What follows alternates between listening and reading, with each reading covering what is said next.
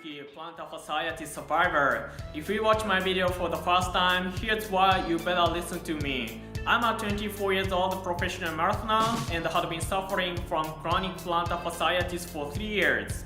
And finally, I overcame it with more than 100 miles training per week. If you don't treat it properly, the chronic plantar fasciitis will not be healed, even if you don't run at all. While I strongly believe if you work for it seriously, you can fix it.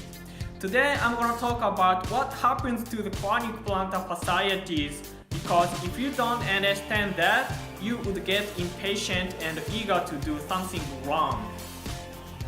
Like always I've said, the worst thing about chronic plantar fasciitis is that you don't see any improvements for a long time and you don't know when your suffering is over. It's like the concentration camp at the World War II.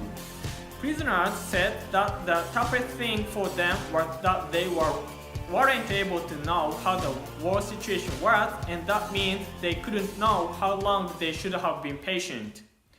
But understanding what happens to your chronic plantar fasciitis can help you to be patient. You might start having "why should I keep suffering" thought and blaming your destination. But I can give you a clear answer what happens to the chronic plantar fasciitis. Usually skeletal muscle cells are regenerated every 3 months, and usually chronic plantar fasciitis goes on more than 6 months, and more than 1 year is another rare case. These two things sound completely conflict. Here's why.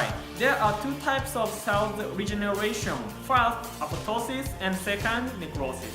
Apoptosis is normal programmed death of cells. An old or damaged cell dies and is replaced with a new cell. That's why our injury can be healed. Necrosis is also cell regeneration, but when they are reborn, they cause low-level inflammation. In addition to, they are reborn as a damaged cell, which causes necrosis when they are reborn. And again, this damaged cell causes necrosis not only to themselves, but also to other normal cells, because they cause low-level inflammation, and the same thing goes on and on. This is exactly what happens with the chronic plantar fasciitis. What's the causation of chronic plantar fasciitis? The reason why necrosis is caused is oxidative stress to mitochondria and ischemia. In other words, localized lack of oxygen. Mitochondria is an organ in every cell which plays a key role of aerobic metabolism and apoptosis. The more mitochondria works well, the more cells are regenerated in apoptosis way. Ischemia is caused by trigger points of soft tissues. When one or localized soft tissue is exposed by stress, the body makes trigger point there. Trigger points support damaged tissues and fix it, like taping.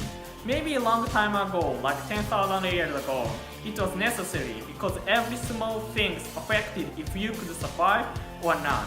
And when you got severe trigger points, these trigger points told you better not to move to survive, and you might save the energy for the situation that a lion was chasing you.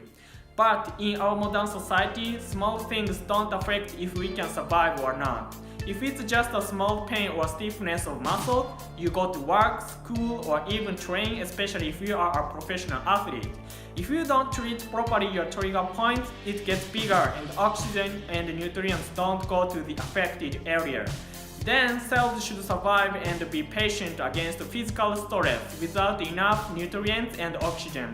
And then they make a decision to cause necrosis, because cells which cause necrosis can survive much less oxygen than cells which cause apoptosis can do. Because necrosis doesn't require mitochondria, that means they don't need oxygen and generate energy by aerobic metabolism. Again, mitochondria is an organ which plays a key role of aerobic metabolism. Long story short, in case you have chronic plantar fasciitis, you have necrosis, in other words, chronic low-level inflammation in your soft tissues.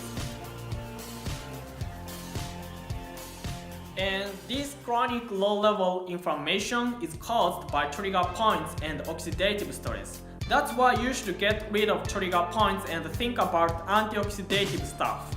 In terms of getting rid of trigger points, I already explained in my video how to fix chronic plantar fasciitis, and also explained in my a blog post with same title. But you should and might want to think about also diet and nutrition.